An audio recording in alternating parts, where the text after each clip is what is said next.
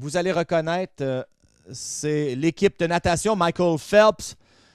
Et il dominait tout dans la natation, mais il venait de gagner la médaille d'argent. Regardez, ils ont l'air excités, n'est-ce pas?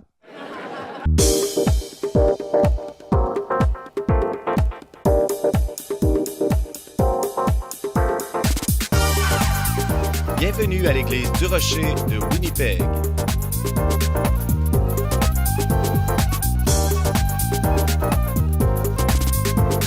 Demeurez avec nous pour un autre message qui provoquera votre pensée du pasteur Mark Hughes.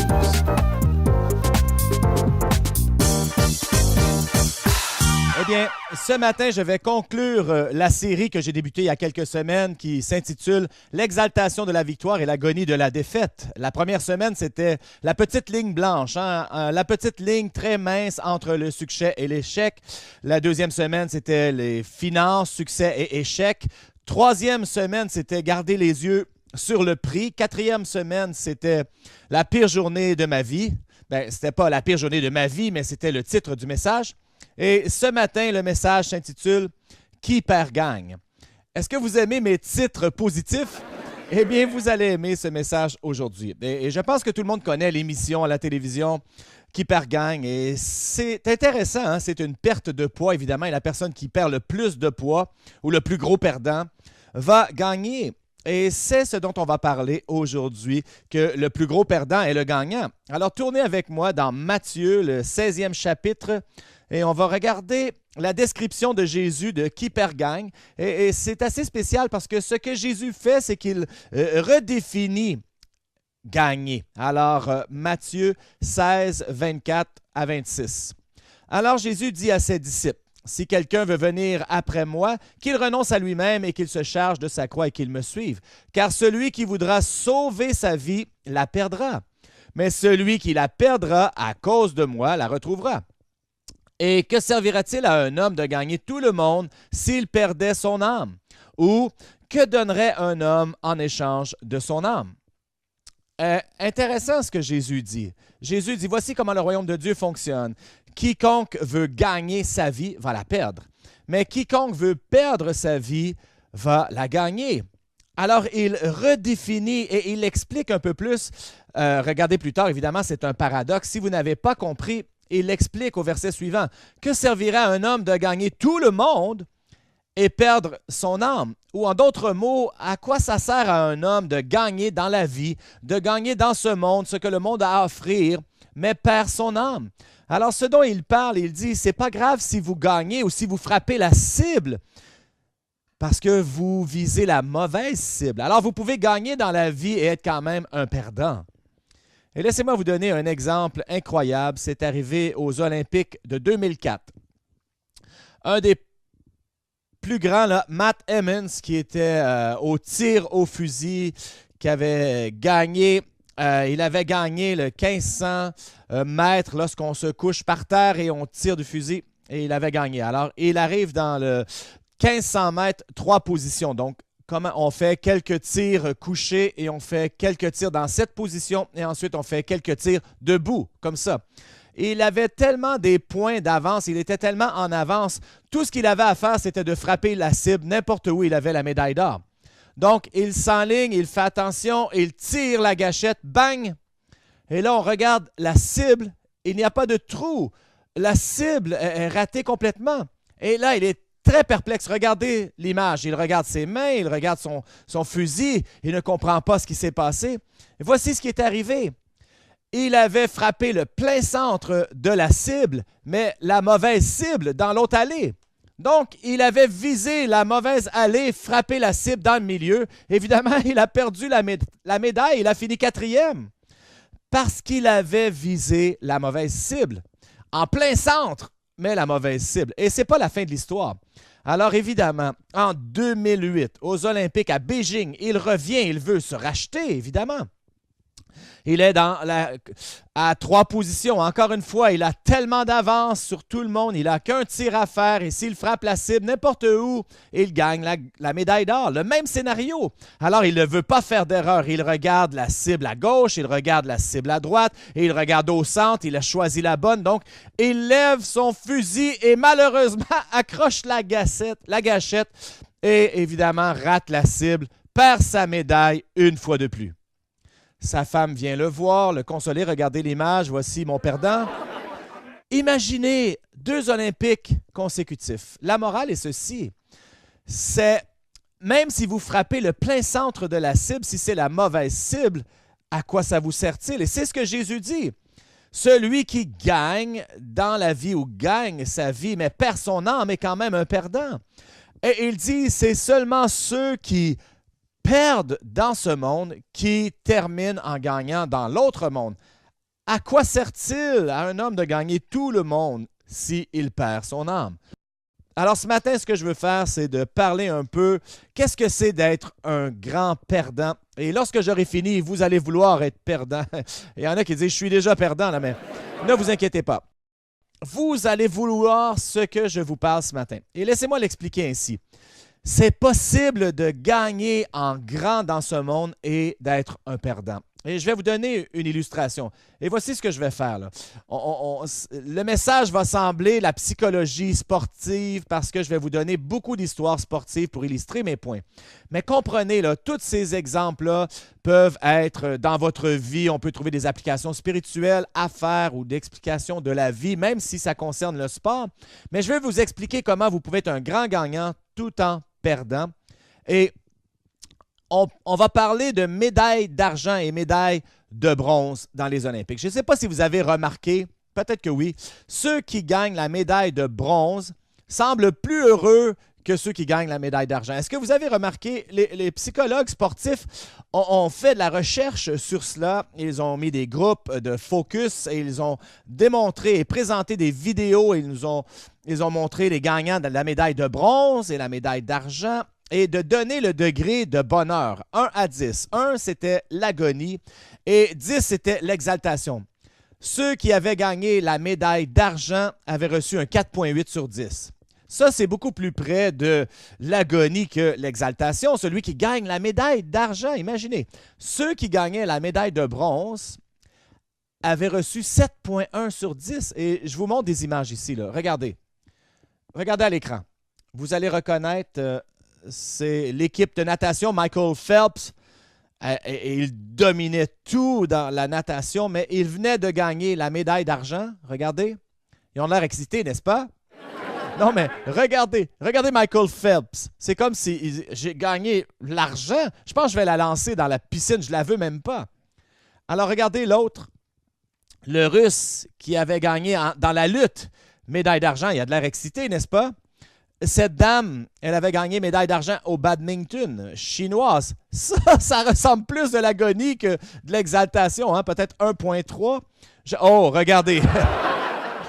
Il faut aimer celle-ci. C'est en judo, le Japon qui a gagné l'argent. Je ne sais pas c'est quoi cette face-là, mais elle n'est pas excitée du tout. Et voici ma préférée. Ça, c'est Michaela Maroney. Et cette photo est allée virale sur l'Internet. Gymnaste, gagnante de la médaille d'argent. Elle était misérable. Et expression après expression des faces comme ça. Et ça s'est retrouvé partout sur l'Internet. Et je sais que vous pensez, vous dites, ils viennent de gagner la médaille d'argent dans les Olympiques. La plus grande compétition sportive au monde. Et ils sont misérables. Qu'est-ce qui se passe? Eh bien, je vais vous le dire. Ça s'appelle la pensée contre-réalité. Alors, ce qu'ils pensent, c'est qu'est-ce qui aurait pu se produire? Alors, c'est « j'aurais pu ». Alors, si vous avez gagné la médaille d'argent, vous pensez « j'aurais pu gagner l'or ». Et voilà. Et si j'avais gagné l'or, j'aurais pu gagner l'or. Si je n'avais pas tombé ou si je n'avais pas fait ci ou je n'avais pas fait ça, j'aurais pu gagner l'or. Mais si vous avez gagné la médaille de bronze, qu'est-ce que vous pensez?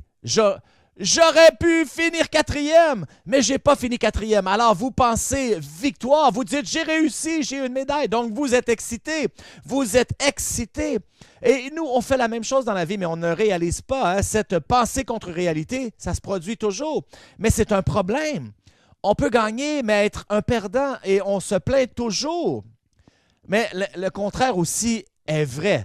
On peut perdre en grand et être un gagnant. Laissez-moi vous donner l'histoire de Jeff Bean. Peut-être vous ne le connaissez pas, c'est un skieur et la plupart ne connaissent pas les skieurs. C'était en 2002 dans les Olympiques. Il représentait le Canada dans le libre, les sauts libres. Alors ça, c'est lorsque ces types-là se lancent dans les airs et font 3 pirouettes à l'envers et demi et tombent et ne meurent pas. Et parfois, ils meurent, mais la plupart du temps, ils ne meurent pas. Et voici une photo de Jeff Bean. Voici, c'est comme ça qu'on le voit la plupart du temps, 60 pieds dans les airs. Alors, Jeff Bean est à Salt Lake dans les Olympiques en 2002. Il représente le Canada et tout ce qu'il doit faire, c'est un dernier saut et gagne la médaille d'argent.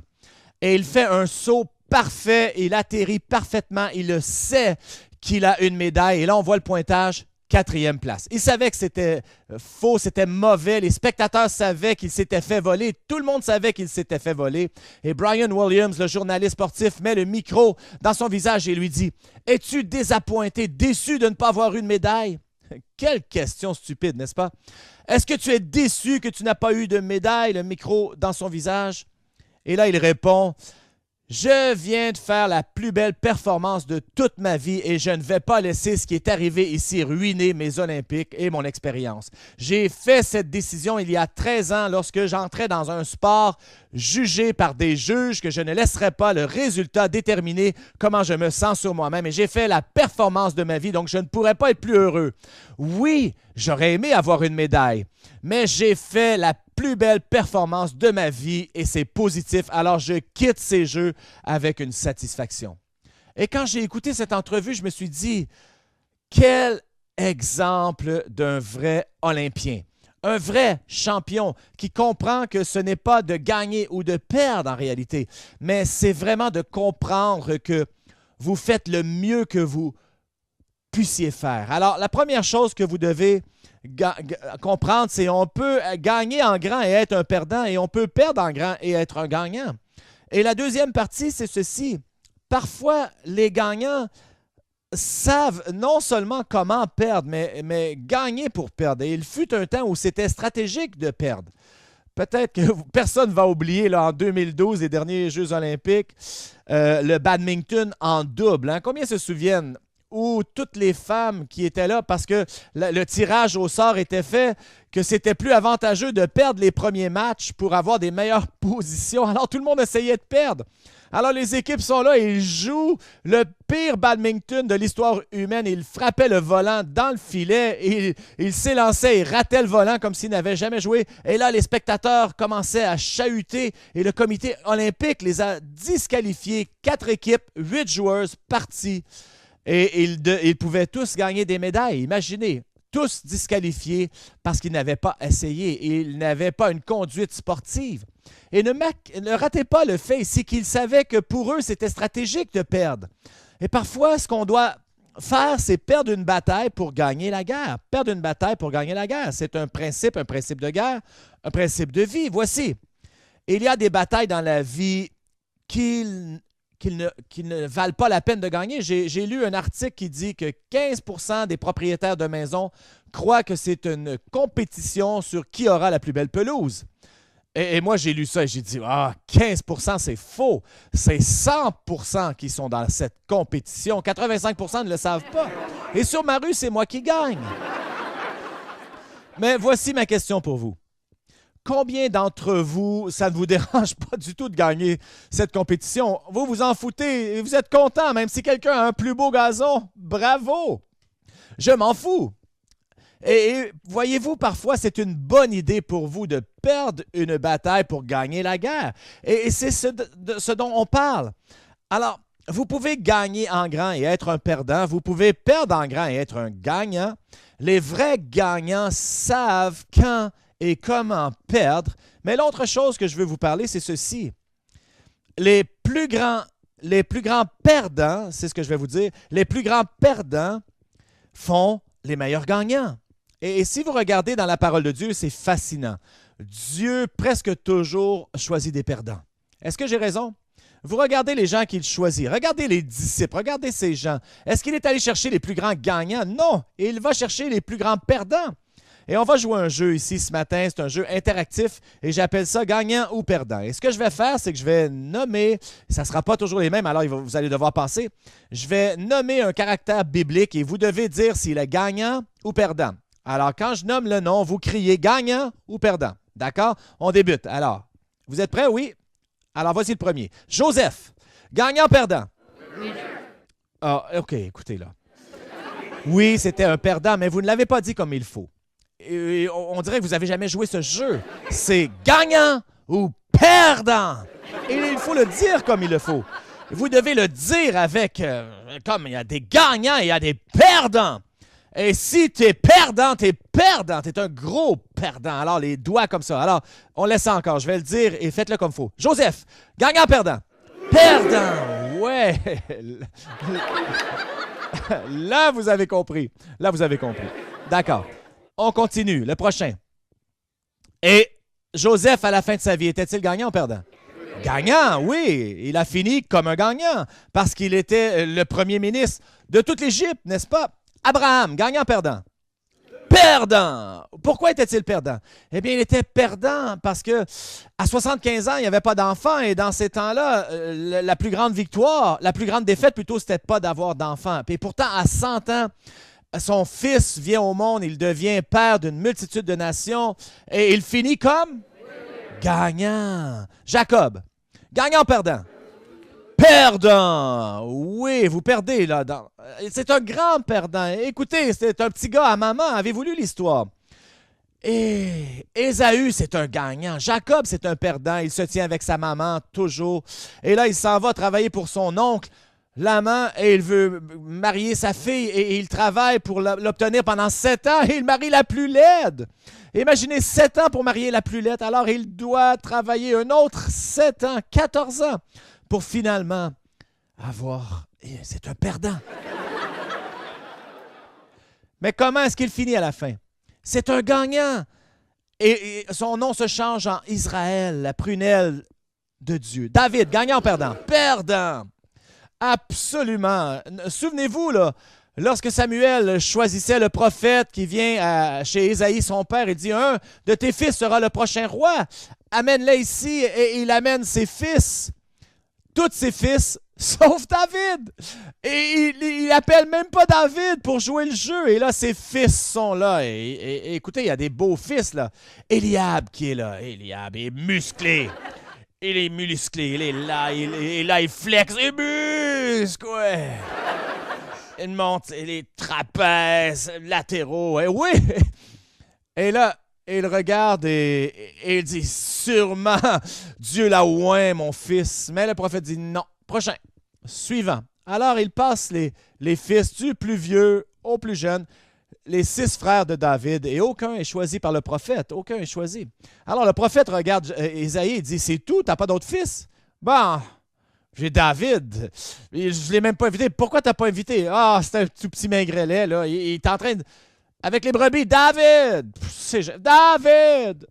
Évidemment, David arrive tout maigre, un petit visage pâle. Hein? Il s'en vient là, avec ses brebis. Hey! Comment ça va? Et il rentre, hein? Il est comme un gros perdant. Et le prophète le regarde et il dit, Dieu regarde le cœur lorsque l'homme regarde l'extérieur. Assurément, Dieu a oint cet enfant. Il choisit David, donc il commence comme un perdant, mais il finit comme un gagnant. Contrairement, parlons de Saül, le roi Saül. Comment commence-t-il? Gagnant ou perdant? Gagnant! On a un gagnant! Il était une tête plus grand que tout le monde en Israël. Il était beau, il était grand, il était populaire. Tout le monde le voulait comme roi. Comment a-t-il fini? Perdant! Il est mort! Mort! Perdant, mort! Samson, gagnant ou perdant? Ou gagnant! Il commence gagnant. L'homme le plus fort, il a tué 1000 Philistins avec la mâchoire d'un âne. Comment a-t-il fini? Perdant! Il est fini perdant. Il a été aveugle, plus de force, et il est mort. Absalom, gagnant ou perdant? Gagnant. Ça dit d'Absalom qu'il était l'homme le plus beau qui avait vécu. Il avait cette crinière de cheveux comme Fabio dans Alberto VO5. Imaginez-le lorsqu'il marchait comme ça, avec les cheveux comme ça. Là. Et il commence comme un gagnant. Il se rebelle contre son propre père, termine en mourant, malheureusement pendu par ses propres cheveux. Il finit perdant. Alors, je pense que vous comprenez le message. Dieu prend les perdants, en fait des gagnants, et il y a des moments dans votre vie où tu as commencé comme un perdant, et voici, tu vas aimer ça. Voici le point que j'essaie de faire. Si Dieu choisit des perdants pour en faire des gagnants, il y a de l'espoir pour toi. C'est excitant, n'est-ce pas?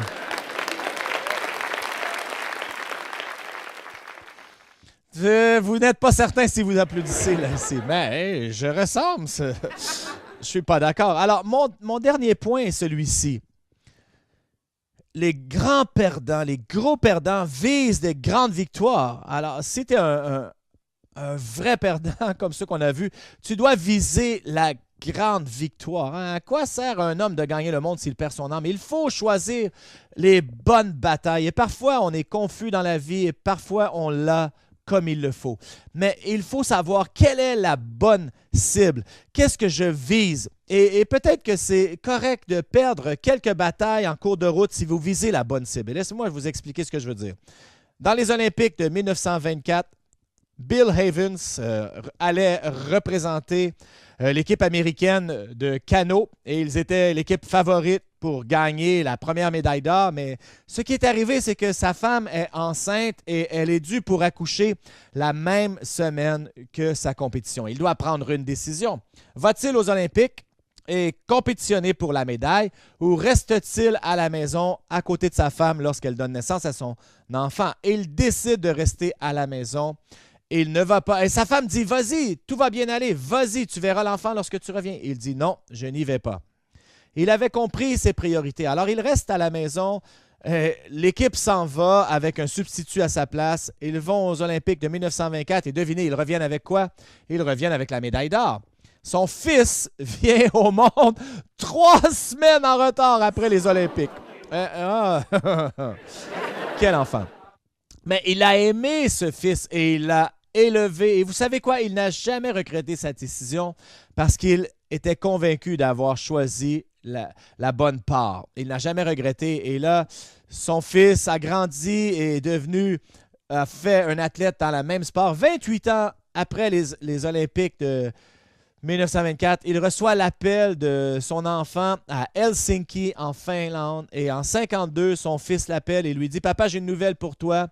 Moi et le reste de mon équipe avons gagné la médaille d'or olympique en canot. » 28 ans plus tard, son fils a amené la médaille d'or que Bill Havens l'avait laissé 28 ans avant. Ça, c'est une histoire de victoire. Ça, c'est de comprendre quelque chose.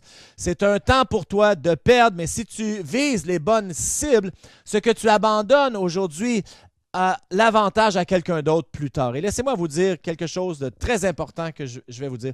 La chose la plus importante dans votre vie qui va arriver sera probablement le résultat d'une défaite et non pas d'une victoire. Laissez-moi vous dire pourquoi. Quand on parle de victoire, vous savez ce que c'est de gagner? C'est ce qu'il y a de plus égoïste. Quand on gagne, on se satisfait nous-mêmes, comment on a réussi, comment on a fait ci, comment on fait mieux qu'un autre être humain. Quand tu gagnes, tu es seul habituellement à gagner. Tu as dépassé tout le monde, tu as gagné, bravo. Voilà, c'est à peu près tout ce que tu reçois. Mais tout ce que tu fais dans la vie, par contre, qui mérite d'accomplissement, probablement, c'est parce que tu as abandonné quelque chose. Tu perds afin que quelqu'un d'autre gagne. Et je vais utiliser Jésus comme exemple parce que personne ne l'a fait mieux que lui. Laissez-moi vous poser une question théologique. Qui a tué Jésus? Est-ce que c'était les Juifs? Est-ce que c'était les Romains? Est-ce que c'était vous, moi? Qui était-ce? Jésus dit, personne ne peut m'enlever la vie. Personne l'a tué. Les Juifs ne l'ont pas tué. Les Romains ne l'ont pas tué. Personne ne m'ôte la vie. Je l'abandonne moi-même. Et j'ai la puissance de la prendre. Ils ne pouvaient pas tuer Jésus. Pensez-vous qu'ils pouvaient tuer Jésus? Ils ne pouvaient pas le tuer. Et lorsqu'ils lui ont dit, hein, sauve-toi toi-même si tu as sauvé les autres, descends de la croix, il aurait pu descendre de la croix. Mais il a choisi de donner sa vie. Pensez. Lorsque Jésus était en train d'interagir avec la foule, il voulait le jeter en bas de la falaise. Vous vous souvenez de l'histoire? Qu'a-t-il fait? La Bible nous dit qu'il a passé au travers de la foule. Il ne pouvait pas le tuer. Jésus ne s'est pas fait tuer. Jésus a donné sa vie. Et ratez pas ceci. La parole de Dieu nous dit que le salaire du péché, c'est la mort, mais le don gratuit de Dieu, c'est la vie éternelle en Jésus-Christ. Jésus a perdu sa vie afin que tu puisses avoir la vie. Jésus a perdu pour que tu gagnes. Jésus a abandonné sa vie, a perdu cette bataille pour que tu puisses gagner et avoir la vie éternelle. Il n'y a pas de meilleure histoire que ça. Jésus est allé avoir une grande défaite pour que nous, on ait la grande victoire. Et quand tu vises la bonne cible, ça fait du sens. Et c'est pour ça qu'il nous dit ça à nous. À quoi sert-il à un homme de gagner tout le monde s'il perd son âme? Celui qui essaie de gagner sa vie la perdra, mais celui qui la perd pour moi la gagnera. Et laissez-moi terminer avec une dernière histoire. J'ai un ami son frère est allé aux Philippines comme traducteur. Et il allait dans une petite île aux Philippines. Et le travail qu'on lui avait donné à faire, c'était de traduire la Bible et ça allait lui prendre 27 ans. Et il devait prendre un engagement de 27 ans. Il déménage aux Philippines sur une île qui n'avait pas d'eau courante, il n'y avait pas d'électricité, il n'y avait pas de câbles et tout ce que vous avez à la maison là. Il a élevé sa famille, il n'y avait pas d'église, il n'y avait pas d'école. Il disait que le plus difficile, c'était de ne pas avoir d'église. Mais il avait pris l'engagement. Il était là année sur année sur année avec un petit salaire de crève-faim de missionnaire et il a fait les 27 ans à traduire la Bible dans cette langue afin qu'ils aient l'Évangile. Et qu'a-t-il abandonné? Il n'y a pas de retraite, évidemment. Il a travaillé 27 ans et dans les années les plus productives de sa vie, il a fait à travailler pour les autres. Et ensuite, ce qu'il fait, c'est qu'il n'a pas de maison. Et il vivait comme missionnaire aux Philippines. Donc, il n'avait pas de maison, pas de valeur comme vous avez. Et tellement en retard quand on compare au monde, mais il a tout abandonné. Et laissez-moi vous poser une question. Où pensez-vous qu'il va vivre au ciel? Parce que la parole nous dit que souvent nos récompenses sont basées sur ce qu'on avait. Allez voir les paraboles. Et cette affliction qui dure un peu de temps vous accumule des poids de gloire. Et moi, je pense que lorsqu'on va aller au ciel, cet homme va vivre dans un château entre Mère Teresa et Saint François d'Assise. Et vous savez où moi je vais habiter au ciel? Je vais vivre au bout d'une ruelle dans le dépotoir à côté de chez Joel Osteen et Joyce Meyer. On va fouiller dans les ordures au bout de la ruelle. C'est là qu'on va être. Et les gens qui ont vraiment payé le prix, qui ont vraiment compris qu'est-ce que c'est d'abandonner ce monde pour l'Évangile, eux vont recevoir de plus belles récompenses. À quoi sert à un homme de gagner tout le monde s'il perd son âme? Dieu cherche les grands perdants. Il cherche les plus grands perdants afin de faire un gagnant. Celui qui donne sa vie la retrouvera, mais celui qui cherche de la gagner la perdra. Cette personne va gagner la vie éternelle et tout ce que Dieu veut lui donner. Dieu aime les perdants. Êtes-vous content d'être un perdant? Levons-nous ensemble. Laissez-moi vous demander de fermer vos yeux, pencher vos têtes un instant. Je sais, dans une salle comme celle-ci, il y a des gens qui n'ont jamais reçu Jésus comme Seigneur et Sauveur et je vais vous donner une chance de le faire. Alors, je ne veux pas vous pointer, vous demander de venir en avant ou de parler en public, mais posez-vous cette question. Avez-vous accepté ce que Jésus a fait lorsqu'il a donné sa vie afin que tu aies la vie éternelle? Et si tu ne l'as pas fait, eh bien, c'est ce jour que tu dois le faire. Je vais rendre ça simple, je ne vais pas te pointer ou te demander de venir en avant, mais pendant que les yeux sont fermés, les têtes penchées, si tu veux prendre cette décision, lève ta main.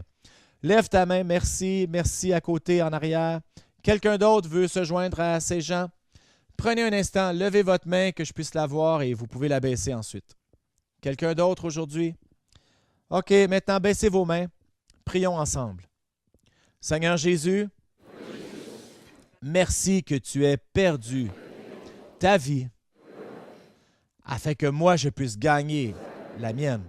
Merci d'être mort sur la croix pour moi afin que je puisse avoir la vie éternelle.